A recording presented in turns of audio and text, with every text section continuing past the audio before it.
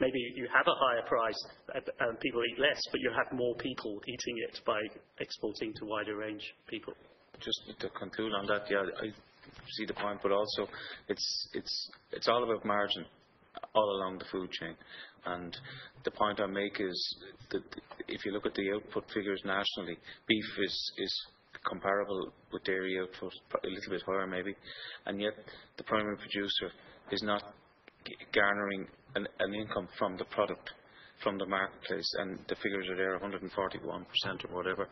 So the point is that long term that's not sustainable. And I think from the point of view of looking at feeding into the implementation group that will oversee the targets in Food Harvest 2020, this study is very important. I think it highlights the shortcomings in the threat to the sector that is identified within the report has been very important. So I think if I was suggesting anything, that this report needs to feed into that implementation body's strategies for the dry stock sector in this country. And we're going to publish a report, more than anybody else, on the grocery sector and the margins. But I mean, we're limited in what we can do. But all of that needs to be part of the whole policy.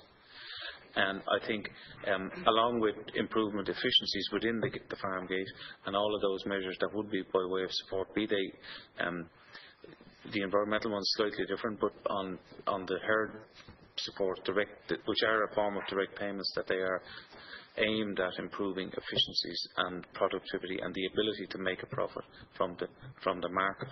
And that's what it has to do long term. Because, like it or not, the next CAP will probably focus on that more so than income support, I think. So could I thank both?